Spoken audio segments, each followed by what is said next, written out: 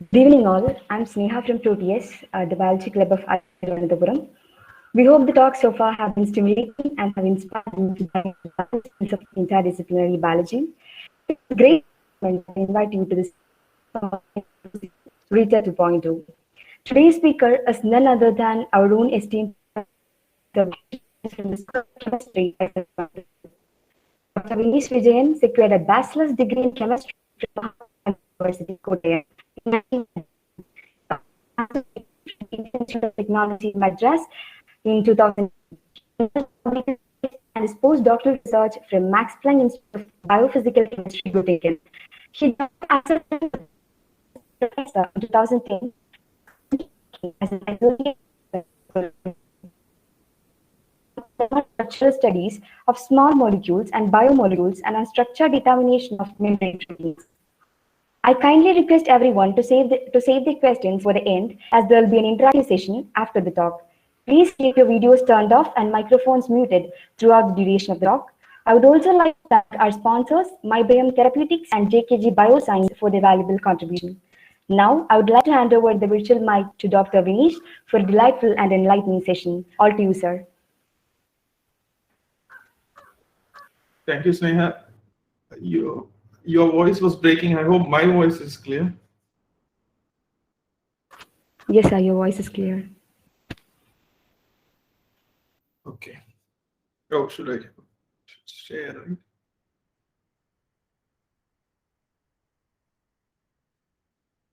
Share.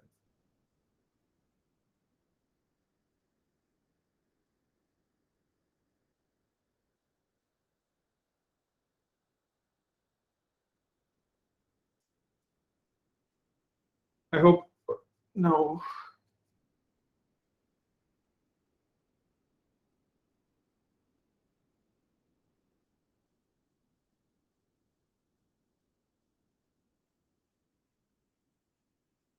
Okay. Is my presentation clear? I mean, is there? Yes, sir, yes. Okay, good.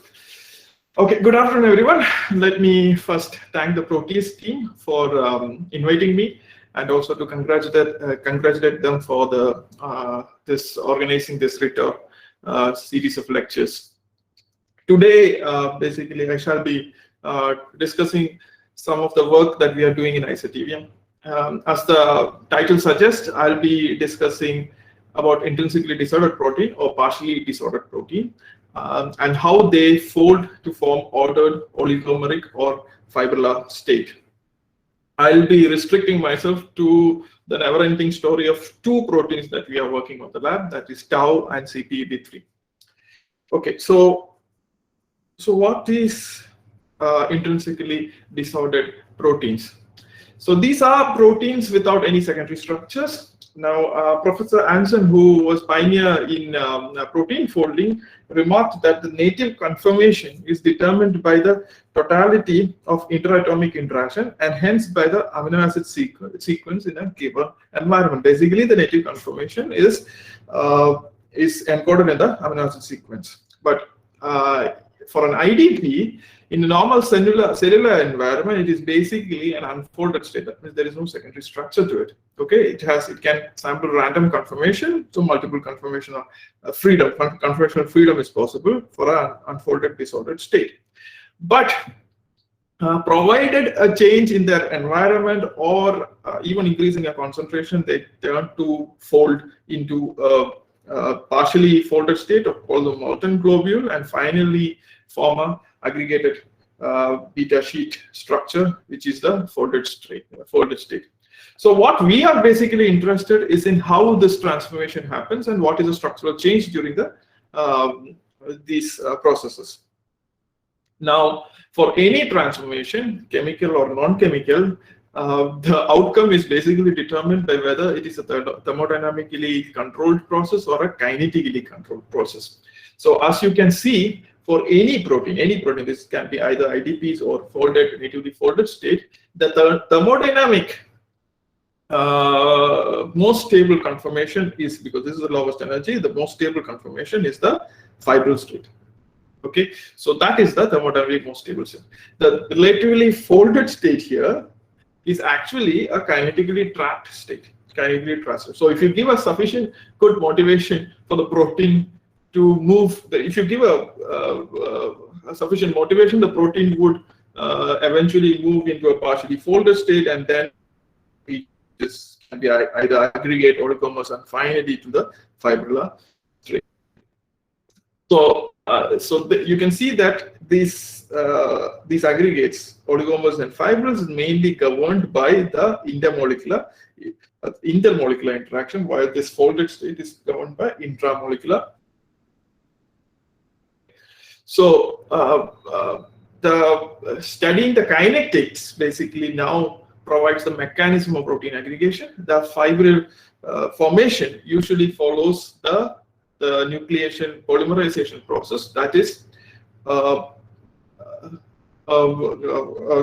marked by a nucleation phase, which is basically monomers coming together to form oligomers, okay, of sufficient size. When the number of these, we call the seeds, these oligomers will be seeds when it reaches a certain size, and when the number of seeds reaches a certain limit, then the monomers rapidly add on to this seeds, forming this elongation phase, which is the fibril phase.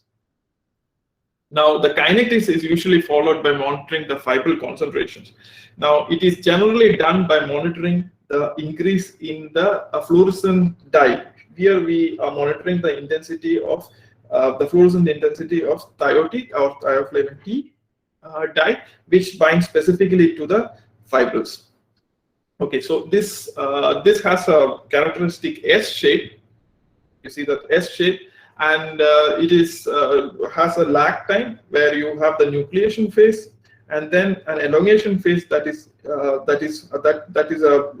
marked by the sudden increase in the fluorescence, and then there is a stable fluorescence where you have the fibril state.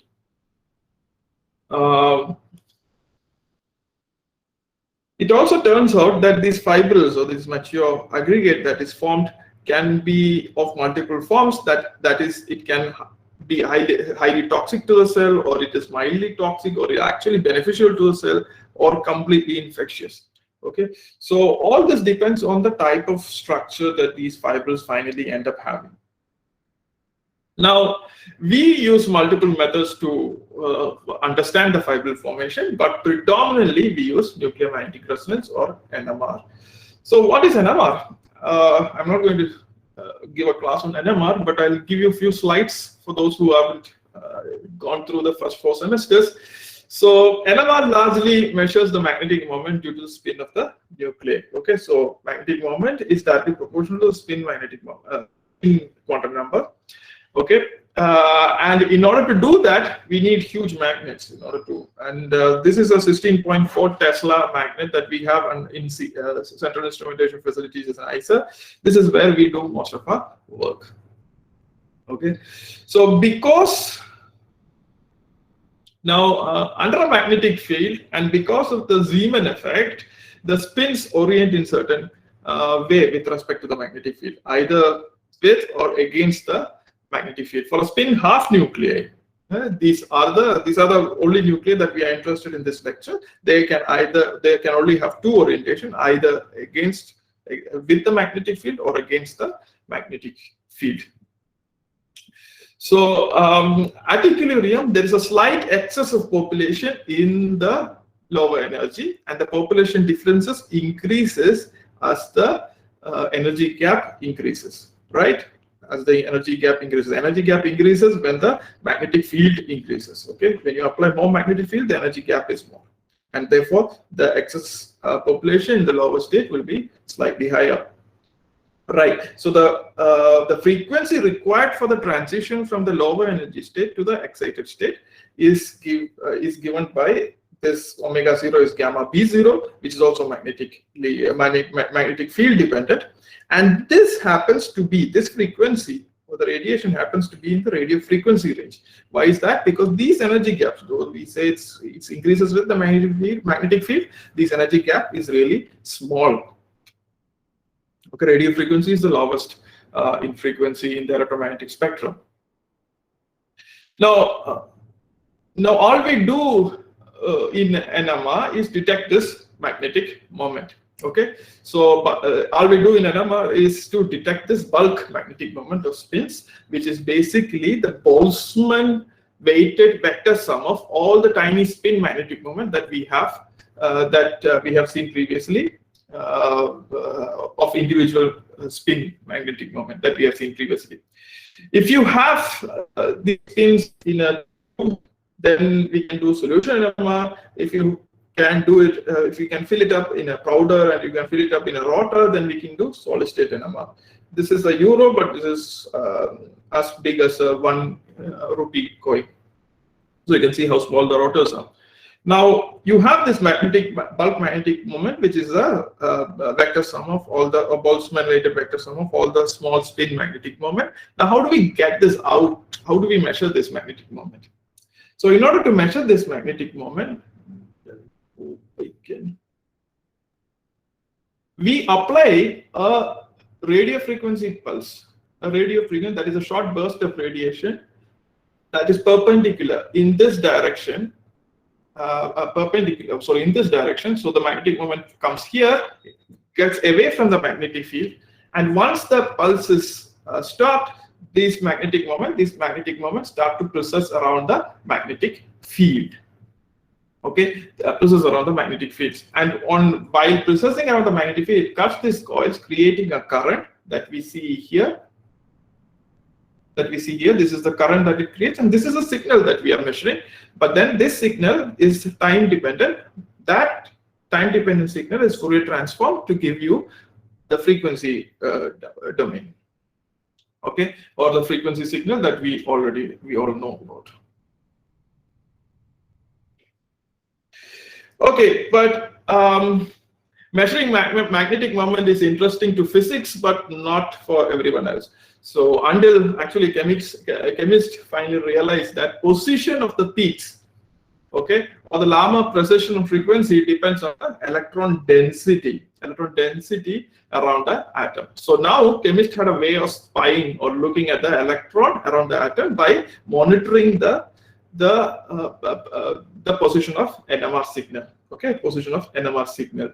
The shift in the resonance peak is the chemical shift from the naked nuclei because of the electron density is the chemical shift, we call it. Okay, so this is normally the Lama frequency, or the frequency required for the excitation, is just gamma B0, but now because of the chemical environment, there's a sigma subtracted out, sigma B0, that comes in the picture.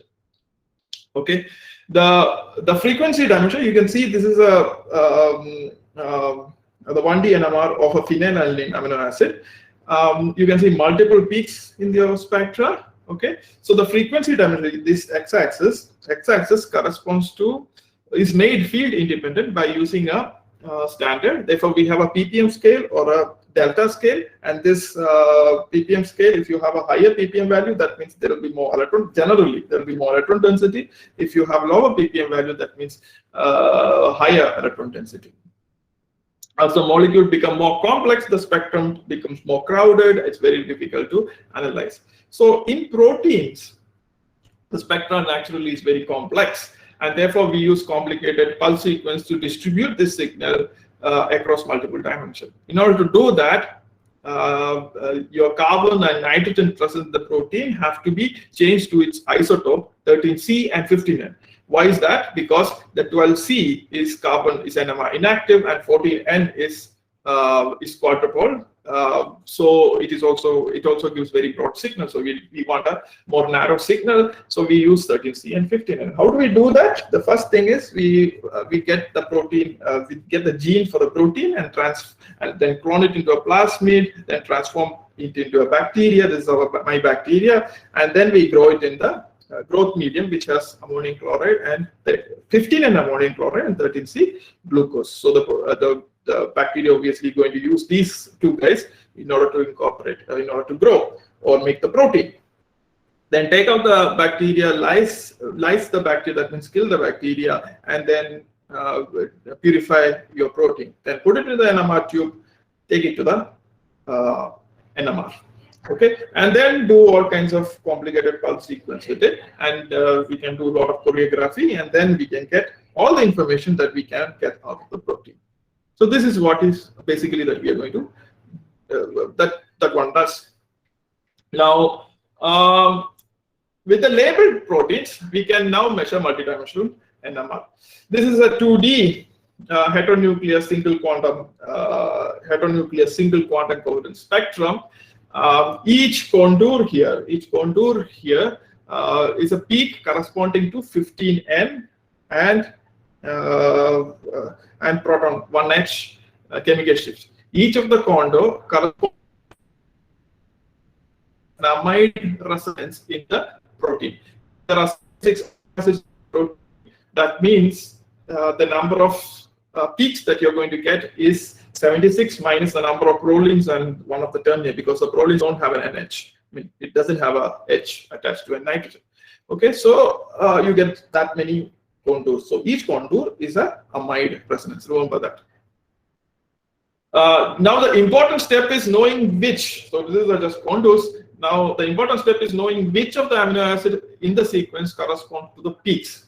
Okay, so for this, further experiments are required, and so many experiments, 3D experiments are required. And finally, solving a big puzzle, we would end up assigning each individual contours with its corresponding amino acids, like this here. Okay, so each individual contours that we see, each amide resonances, now has a name. That is, this amide resonance is glycine 47, this one is alanine 46, like that. Okay, so once we have all that, then we are good. Okay. From here, we shall be able to follow the fate of each individual residues, residue or atoms, and when the states of these atoms atoms move, or due to some structural transformation, a reaction, or a binding event, then that can be reflected in the NMR spectra. So this is how we follow NMR or do NMR. Okay, now having said that, we will now go into our first topic, that is the tau protein. Now, tau is a 441 amino acid protein which is associated with microtubule, and to provide its stability to it. Under pathological condition, tau detaches from the microtubule, okay, and then starts aggregating, okay. And these aggregates are the pathology for many neurodegenerative diseases like Alzheimer's, Pick's, frontotemporal dementia, etc.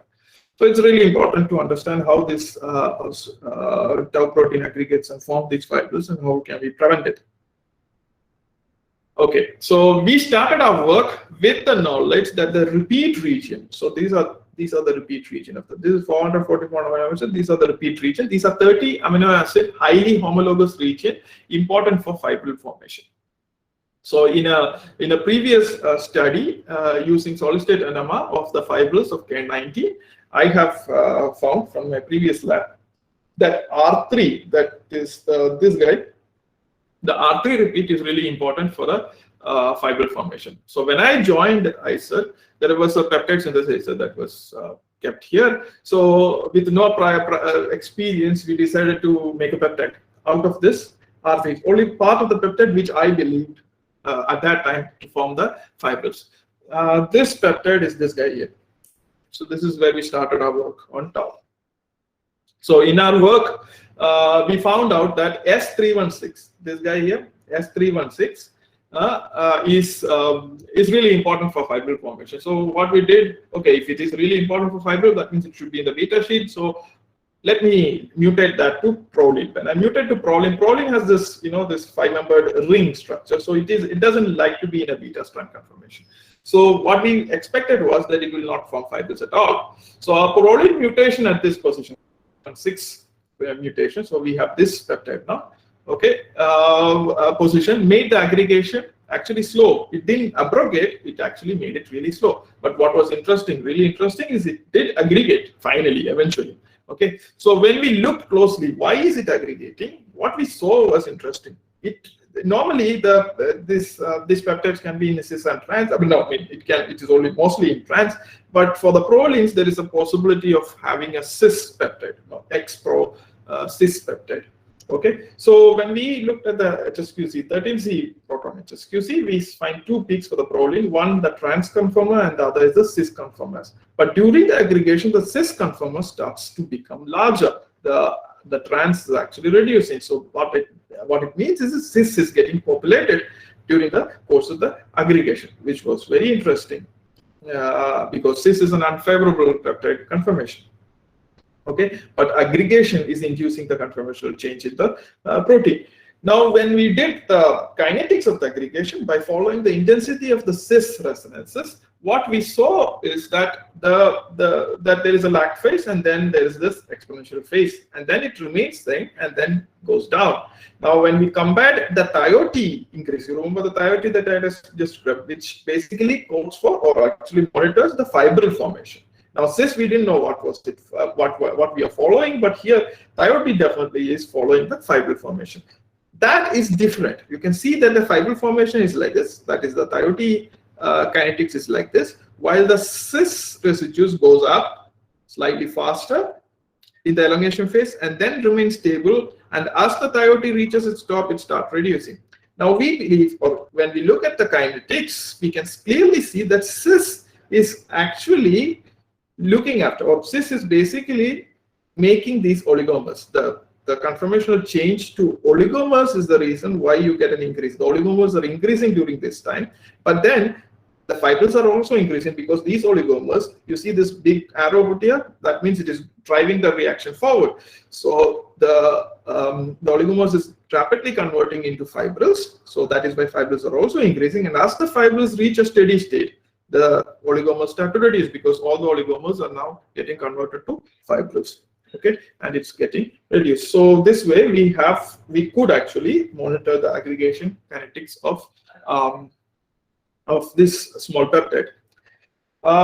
After that, soon after we made those discoveries, there were a number of cryo-EM structures of tau fibril directly from the patient's brain. So this is from Alzheimer's pics, CTE, all very different actually. Okay, yeah, this is directly from the dead patient's brain. Okay, dead patient. You can't take fibrils from living patient.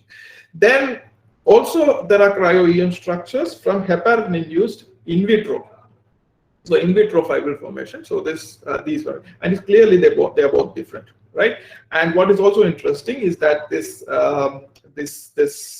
brain structures have R3 and R4 repeat. Remember the R3 and R4 repeats in the fibril structure, while the in vitro fibrils have only the R4 repeat.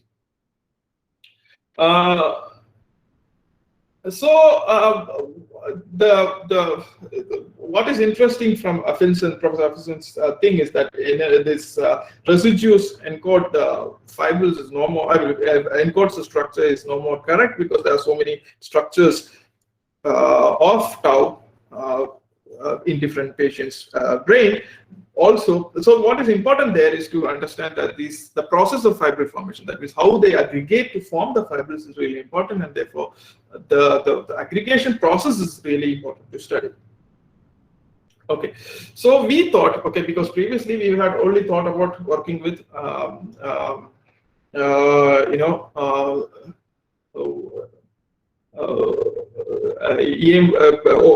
heparin-induced aggregation. So now we aim to self-aggregate the tau construct without any cofactor like heparin or RNA. So looking at the structure, we believe R3 and R4 are really important for the self-aggregation, and so we made the R3-R4 construct. Okay, and within 2 days we can see that it self-aggregates, but it is much slower than heparin-induced aggregation, which just takes 2 hours. Okay, so but still we could, without heparin, it self-aggregate. Now we wanted to see because the aggregation is really slow, we can follow it through using NMR. So this is an overlaid HSQC spectra of R3, R4 on the first day of aggregation and on the 12th day of the aggregation. You can see reduction in intensity. So blue is the 12th day, and the purple or whatever, the violet is the first day. You can see that the intensity has considerably reduced, and that would mean that part of the protein is really involved in the aggregation. process. So for that, we plotted the I over I0, the intensity versus the residue number. And when you have a large drop in the signal, that means those regions of the protein are really important for the fibril formation. So these are the ones that are actually inducing the aggregation of the protein. So using this NMR, we are clearly able to distinguish the important residues out of the 90 odd residues or 65 residues. We are able to distinguish the important residues responsible for the aggregation. We could, with the fibrils, we could also do solid state NMR. Okay, what we on assigning this, so this is a solid state NMR 13C 13C correlation spectra, just like UHSQC. This is a 13C 13C correlation spectra. Now, on assigning these residues using multiple experiments, we found that R4 residues are also involved. Remember, heparin-induced fibrils only had R3, but a self-aggregate or the brain structure had R3 and R4. So in our case, when we did the self-aggregation, we find R4 residues in the fibrils. Okay, which would mean that this particular aggregation, the self-aggregation, kind of mimics what is happening in the brain. Okay, so R3, R4 fibrils. Now, so that is really important if you wanted to have an in vitro system where we can actually check for the aggregation of the protein or how to prevent. So in vitro assay system, basically developing an in vitro assay system, this is really helpful. Okay, then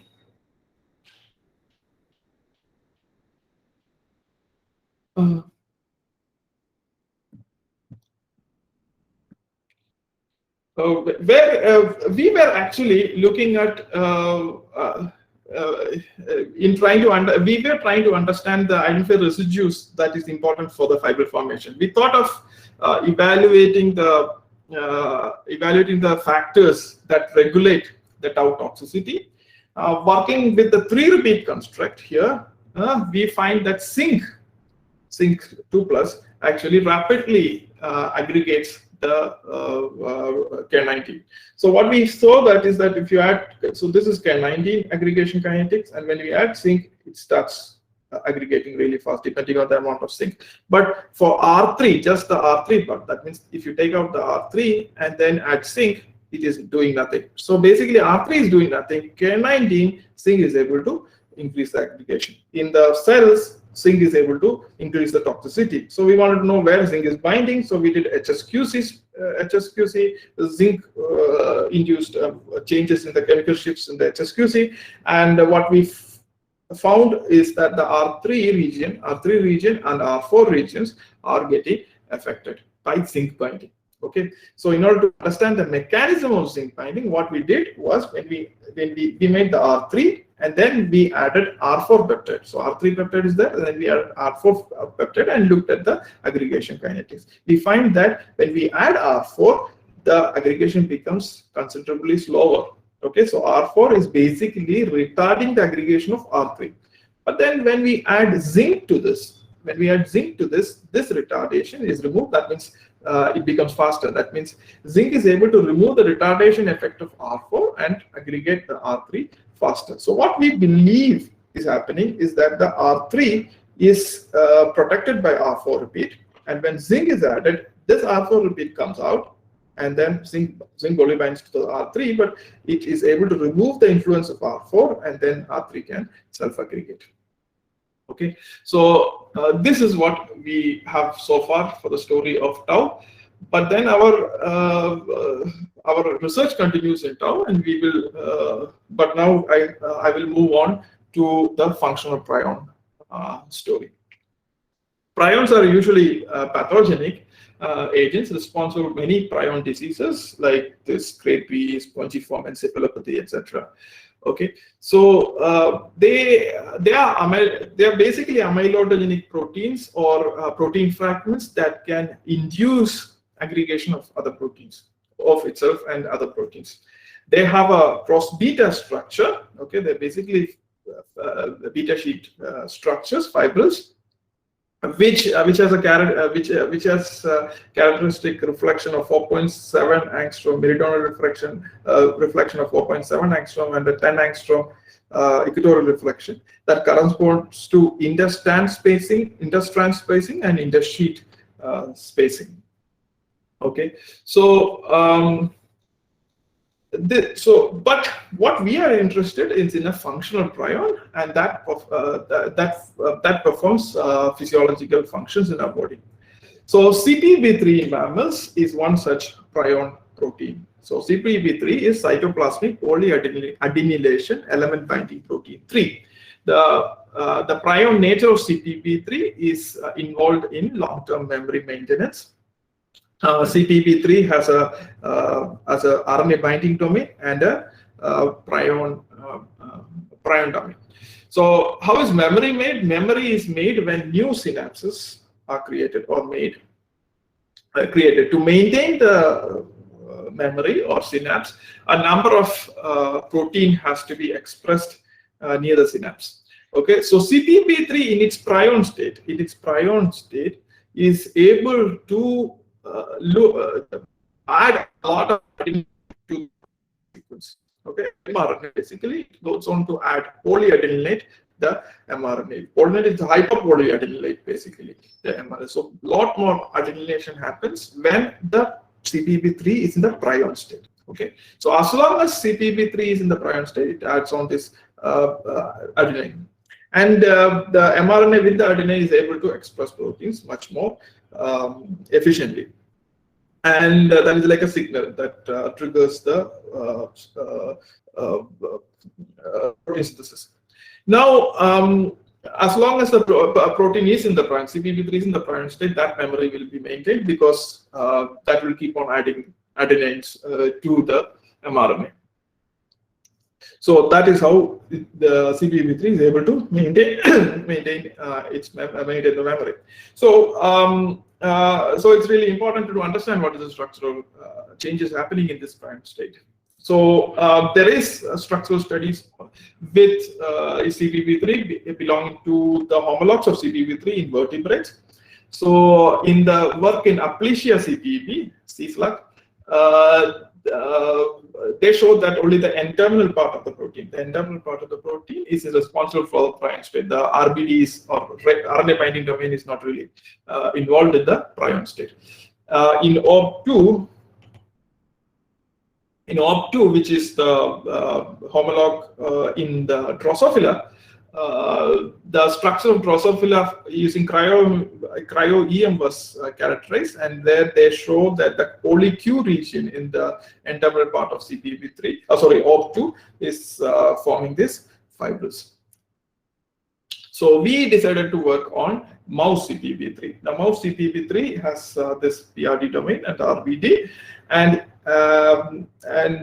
deletion studies in yeast has divided the PRD domain into these subdomains. There are two prion domains, PRD1 and PRD2, and then there is the linker LMD domain or localization domain. Now these have different functions. There is the PRD1 domain has heritability and prion seeding, while PRD2 is just heritability. So this is a model of the PRD domain of CPB3. Okay. And what you've seen is that when this was all done here, when you cut the PRD1, there is no memory persistence. So we decided to work on PRD1 and how that is getting transformed into the prion state. Okay, so PRD1 domain organization is like this. It is mainly consists of prolines and glutamines. Okay, and it is a 216 amino acid long. And when we managed to purify this PRD1 as a his-tag protein, okay, and it has a mixed secondary structure, having alpha helix 40% and beta sheets around 10 to 20%.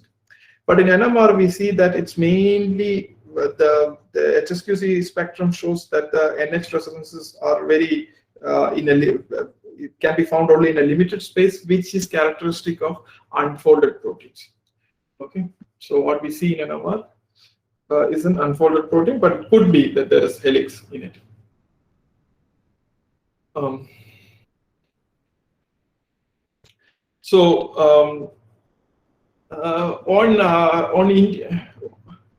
incubating the protein at 37 degrees with shaking, the protein self-aggregate to form fibrils. You can see it in the CD signals. CD absorption reduces gradually as the days progresses, which indicates that the protein is coming out of solution. So there is a decrease in CD electricity. But also we can see that when congruent, there is a red shift in the congruent absorption, which is a clear indication of amyloid formation. So TEM images of the fibrils after 15 days clearly shows fibril structures here and here, and these fibril structures are very similar to what was seen for the aplysia CPEB. Okay, aplysia and terminal CPEB. But the TEM image actually showed regular structures, but also amorphous aggregates were also seen. So it is not really nice that there are structural polymorphism. Here you have regular structures, and then you have amorphous aggregates. So what it means is the fibril coexist with less ordered amorphous aggregates. It's also clearly in the spectrum of the PRD1 fibrils. This is not a psychedelic plain painting, but is actually a broadened solid state NMR spectrum. So we hypothesized that there should be a subdomain inside PRD1 which may be rich in amyloid fibrils, and the other domains are basically making it more amorphous. So so our search on analysis of the PRD1 sequence using a program Tango, we found certain regions has non-zero beta propensity. These are the regions which has non-zero beta propensity. So we decided to make a protein construct containing these parts, these parts, and other parts also, and see where how that aggregates. So we could make this protein. This is around 99 amino acid as a GST tagged protein, because it was this PRD1 core was not expressing well, so we used the GST tag. Now, finally, we cleaved the GST, and then we got the purified protein. So, on cleaving the GST tag, we could the protein rapidly aggregates to form well-ordered aggregates. Well-ordered aggregates, actually. Okay, and these form short, uniform fibrils, actually without any amorphous aggregates. And the X-ray diffraction also showed those characteristic 4.8 angstrom and 12 to 13 angstrom interstrand at the this is intrastrand and this is intersheet spacing. So interstrand spacing and intersheet spacing, this is correct. Okay. So this was also shown. So that means it's clearly that this is a cross beta structure protein part. Professor Smoothie's lab, Rahul actually, then looked at the aggregation of PRD1 and PRD1 core in nerve cells. He used a green fluorescent flag packed construct and expressed it in nerve cells. Compared to the control, in both PRD1 and PRD1 core forms puncture-like structure, which is indicative of aggregation of the protein. This high intensity fluorescence is coming from this puncture, and that the blown out image is seen here. That indicates the protein aggregation. So it's clearly seen that PRD1 and PRD1 core can aggregate inside the cell, nerve cells. Another important characteristic of prion is seeding ability or templating ability. So we made use of PRD1 core fibrils by so we made seeds of PRD1 core fibrils by sonicating. So we get very small fibril seeds of PRD1 core fibrils, and then used it to aggregate the PRD1, the full length PRD1 monomers. So normally the PRD1 alone forms fibrils around 16 days. When we seeded it with the PRD1 core seeds, so PRD1 monomers with PRD1 core seeds, the fibrils were formed in 6 days. So what it means is that the PRD1 core contains the minimum functionality that is for fibril propagation, as well as, I mean, for the fibril formation as well as the fibril propagation.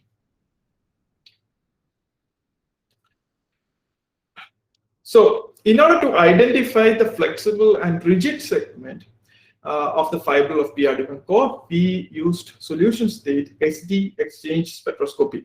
Here fibrils are made, and so these fibrils are made and first suspended in H2O, water buffer, and then dissolved in DMSO. DMSO is able to dissolve these fibrils, but then preserve the protonated state of the amide resonances. Okay, so then HSQC is measured. So you get the HSQC here. Then we did a lot of 3D experiments to identify which amino acid corresponds to which peak. Now once that is done, what we did is then in the second experiment, we made these fibrils and then suspended it in D2O buffer. Okay. Now what happens in the D2O buffer is that so this in the initially in the H2O buffer, every is H2O, H, and it's H. But D2O, the fibril core, the NHs are hydrogen bonded, and therefore that is protected from any exchange from the D. Okay, so the exchangeable amides are all in this flexible regions, which is not part of the fibril core, and that get exchanged with D. So what happens when you do when you suspend it in D2O, that these things happen. Okay, these things happen. The fibril core is still NH. The flexible part region is exchanged with D. Then we dissolve it in DMSO, where it still preserves this, whether it is ND or NH, it still does keep that way. And then we measure the HSQC. But now some of these residues has ND, therefore the intensity is going to go down, because what are we measuring? We are measuring 15N versus proton, not D. D is deuterium. Okay, so this is 15N. Deuterium has a different resonance frequency.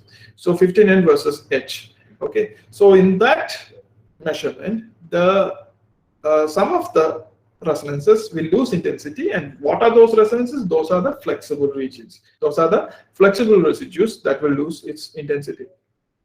So that is what we did. So we took the ratio of intensity of D2O versus H2O.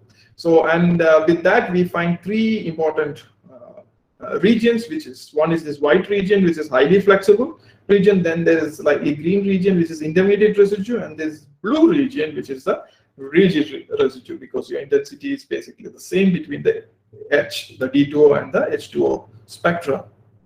Okay, and also the rigid region, the blue region itself is made up of this. It can be segmented into R1, R2, and R3 because of these presence of these green residues. That means intermediate residues in between. All right.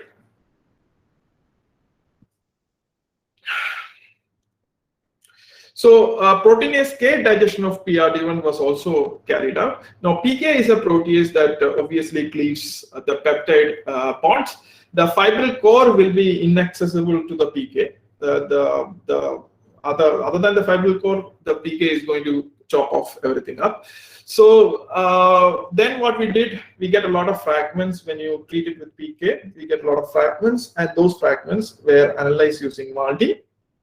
And what is interesting is that our analysis showed that what we have found out with the HDX, the previous slide, is consistent with whatever fragments that we can see here. Okay, so that so this protease K digestion is consistent with the HDX data that we have had previously. Following this, we analyzed the fibril using solid state NMR. We can selectively probe the rigid and flexible residues using different pulse technique in solid state NMR. The flexible residue we use INET based Topsy pulse sequence. This spectra showed These spectra, this is the Topsy spectra, and these residues were identified towards this tail part of the PRD1 core. And when we analyzed using cross-polarization based spin diffusion experiment, we can probe the fibril core with the multiple spectra. We were able to make partial assignment of the peaks. Then from the chemical shift of the C alpha and C beta, we determine the secondary structure. Okay, we determine the secondary structure of the protein. It turns out fibril's core consists of 5 beta strands. Okay, 5 beta strands, and the most rigid segment of the R3 region has 3 beta strands: beta 3, beta 4, and beta 5. This is the most rigid segment, and that will have beta 3, beta 4, and beta 5. We made a peptide out of this R3 region, which contains this beta 3, beta 4, beta 5, because that has the longest beta rich segment. And what we saw was that as soon as the peptide is formed and put to incubation, it rapidly formed fibrils. The TEM images clearly showed fibrils, which says that this part, the R3 region, is the aggregation trigger for the entire sequence. Now coming to PRD2 of CPEP3. So we are right now working on the PRD2 sequence. The PRD2 sequence can be purified in unfolded condition, denaturing conditions. So the denaturant that we use is urea. So once we keep reducing the urea concentration, that means refolding. When we keep on after 2 molar urea, we come down, then it starts to form these oligomeric state.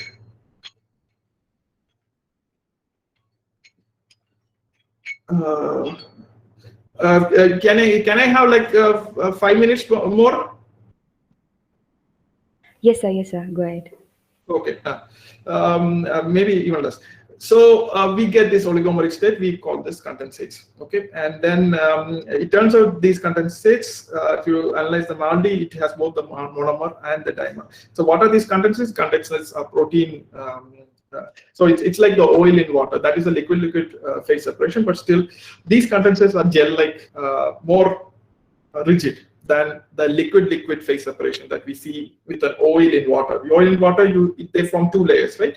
There is a oil layer and there is a water layer. Here, this also forms like this. There is a protein layer and then there is a water layer, buffer layer. So here, this is a high concentration of protein that will be present here.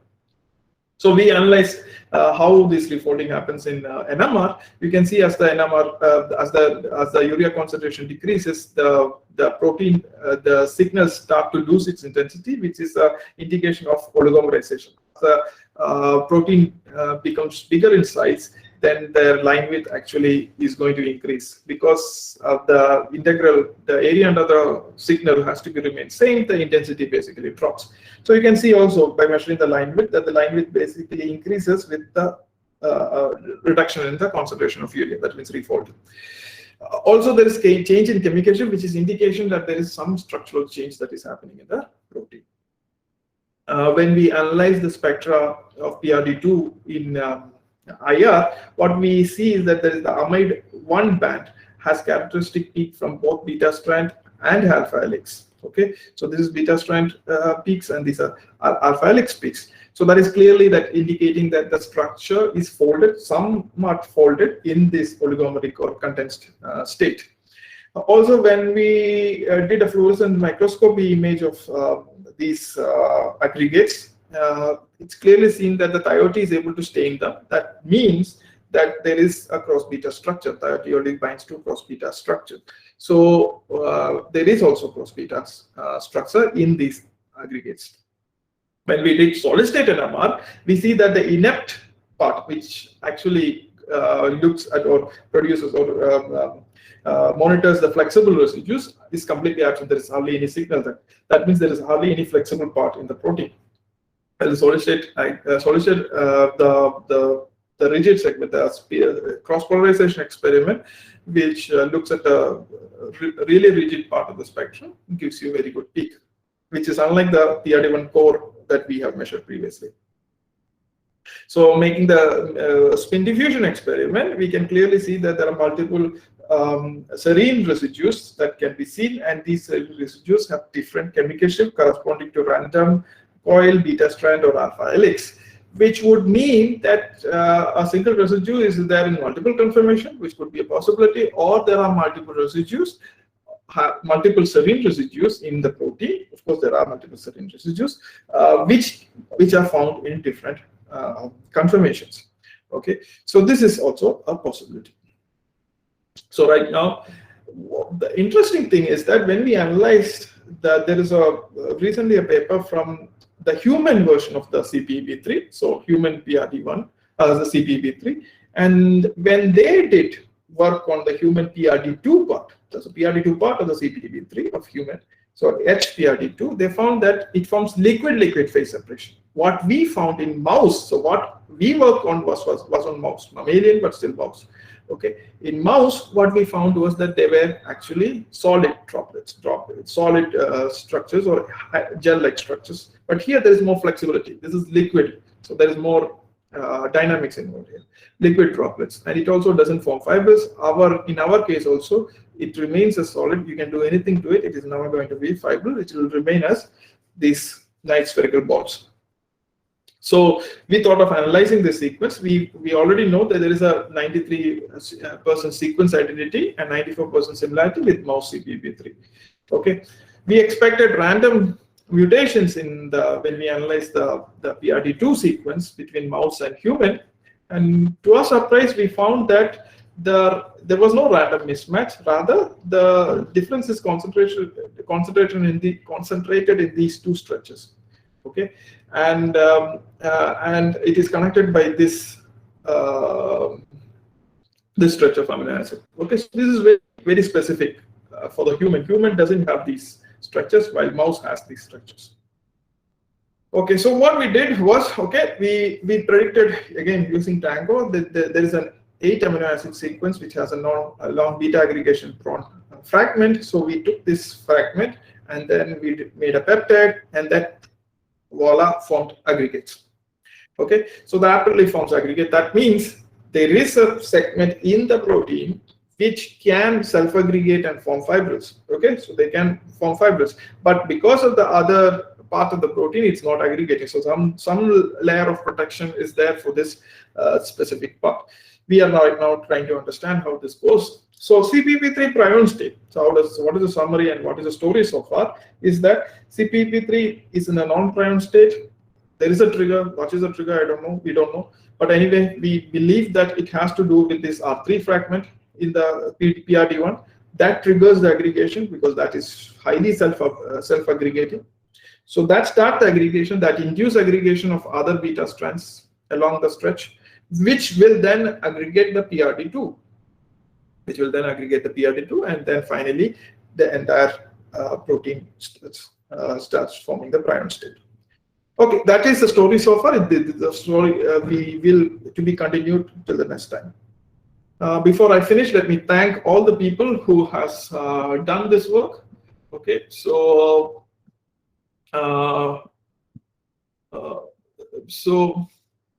Gigi is not here. Gigi is my first student who started the work on tau protein. Parvati is here. Where is Parvati? Parvati did the work on R3, R4, and Arshad is actually continuing the work in the full length protein. Tanya did a marvelous job with CpEB3. It's mainly the work that the CpEB3 work is all mainly done by Tanya and supported by Faina. I did not have time to mention others. Shine did a wonderful work. He's also not in the picture, which I'm really quite proud of. With the dimerization of ubiquitin using RDC residue dipole coupling, and also reducing the XSIT induced activation of EB1. Shafiq here is working on determining the exchange kinetics of the monomers and fibrils in the aggregation protein using NMR. Safa is working on TA1 protein the LLPS formation, the liquid-liquid phase separation formation, and its toxic relationship with tau protein. Okay, and Alvin is our MD group. This guy, Alvin is our MD group working on the structural polymorphism of these fibers and determining which of these fibril or structures is actually has the lowest thermodynamic stable state. Okay, Anne is working on CPB3 interaction with tau and also developing ways to prevent the molecule to aggregate. I also would like to thank Professor S. Murthy from his School of Biology, who was collaborating for the cell biology work of CPEB, and Professor Tabas for the ED1 work. I also thank STARS and SERB and IISER TVM for funding and infrastructure facilities, and thank you for listening. Are there any questions? Sorry, just short little time. Thank you so much, sir, for that extremely insightful session. Now, I'd like to welcome any questions from the audience. Please use the raise hand feature for the same. If someone prefers to type out the questions in the chat box, they're welcome to do so.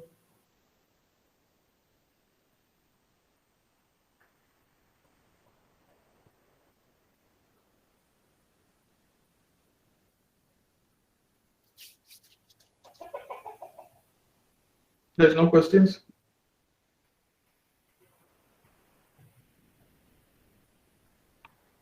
Sir, I have a question. Who's this?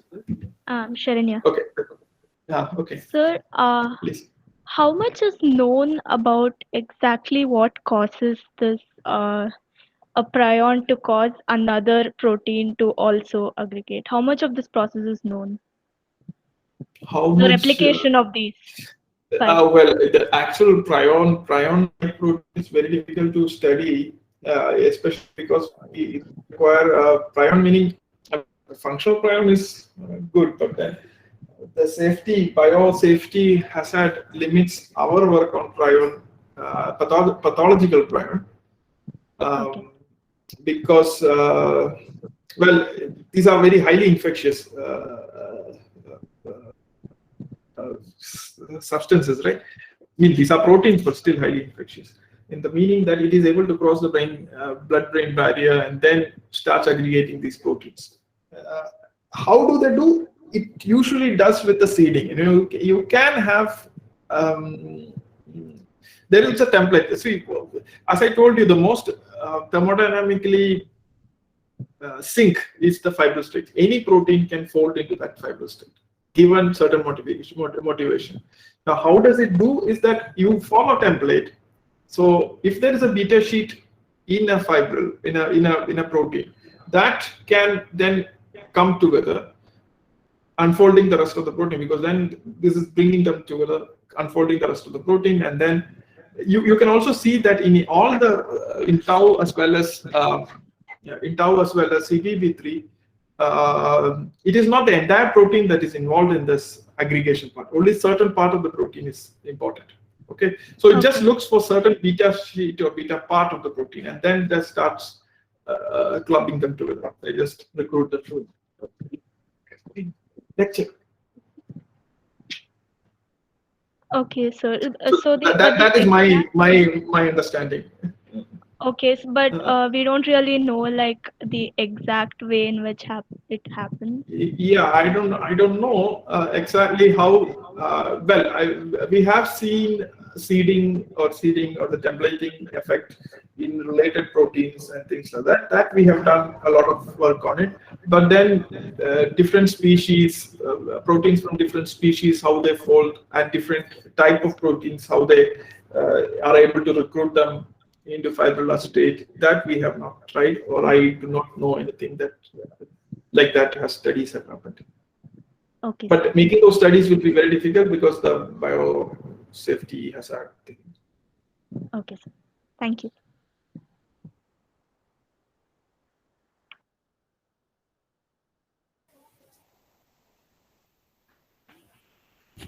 Sir, I have a question. Yeah, please. What changes do you think that an interdisciplinary aspect has brought to your research? Oh, when I started my studies, during my we had pre-degree. And at that time, I had taken biology, or or I wanted to become a doctor. I mean, my parents thought I would become a doctor, but I hated biology. The reason is that I had to draw. There was lots of mugging up to do, and I hated biology. I liked physics and maths, mainly maths, but physics also. But I ended up in chemistry. What has happened is that even when I did my master's in chemistry, there was a lot of theory that I studied, lots of theory in the sense that, and you probably know because I teach mainly theory. So a lot of theory that I've studied. But when I went to do my PhD outside, that was I did my PhD in Max Planck Biophysical Chemistry, which is actually 3 subjects to the biology, physics, and chemistry. What was interesting at that time is that I was asked to do proteins, and I was really sad because I thought I would be doing some, high funda physics, but I ended up doing proteins. I cried personally, but then I was really nervous also because I didn't do it. I don't know how to do it. But slowly, with talking to people, I got so much. So I understood what they are talking about, because the nomenclatures were very different. The ideas that they had were very different. The approach the biology people had was different compared to what we looked at in chemistry. But it helped. They talk regularly. Those people talk regularly to me because I was doing mainly the NMR part. And so they regularly talk, and they kept talking. When I'm helping out with the NMR, they kept talking about their protein. They believe the protein is something like a living organism who has its own hands, fingers, and its own character and things like that. So it's like a story that was fascinating. I like hearing stories, and I like making stories. So it was fascinating, and that's how I got involved. I started loving biology. So once I really understood what is behind all this, and I realized that there is so much that NMR can do, but then it's very interesting and very thing. But if you don't tackle important problems, then it is not good. It's not just a tool. And I did in my PhD, I did some methodology development and things like that. Even my postdoc, I did methodology development, but then it was all specifically for proteins. And once I got that understanding, once I got out of this fear of biology, I could really appreciate what biology is able to deliver, and how we can actually solve important problems with whatever background that we had in NMR and other biophysical techniques. So I guess being in chemistry helped me a lot. I mean, this was not my design to be in chemistry, but it has helped me a lot because it helped me give both physical part, as well as be able to connect biology, chemistry, and then the physics of NMR very nicely. So that really helped me. The training, multiple trainings that I had in pure sciences, basically in school, colleges, and in IITs, everything helped me to critically evaluate, in a physical sense, to evaluate and understand the biological process. That is what I do. We start with a hypothesis and try to prove this or otherwise. I mean, the data always is correct. The interpretation might be wrong, but the data cannot go wrong. So it's about then to understand those data. For that understanding and analyzing the data, the chemistry and the physical chemistry part really helped. Okay, there was some question somewhere, right? That was a really inspiring answer, sir. I guess interdisciplinary aspects are getting more importance in these days in research field. Yes, So yes. there is a If question you in the want chat to, box. if you wanted to, yeah. So is the fundamental process enough to know these processes, or is there need to look for new approach? Oh, I mean, I think everything is governed by thermodynamics, so I think it should. I mean, for big system, not quantum mechanics, but I guess it should be enough. But the thing is very strange, though, and I do not have an understanding to it very clearly. Is that how different in different brain? I mean, different diseased brain, you have different structures for the same protein. So this could be because it has a different aggregation pathway, but still, then that what would that mean? That means that the that one low energy state of the thermodynamically stable fibrous state is actually has multiple minimas there, because that's just not one. Actually, let me.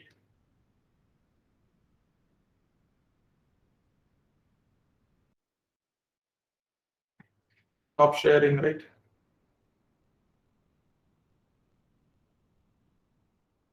Here, you can see this one minima here. It could be multiple minima. There will be some wiggling here. I mean, some minimas here, which would mean it's not just a one single minimum, but multiple minima possible. That could be a reason. So this is just a It will be interesting to see how that goes. Whether there will be a change in the way this model looks like.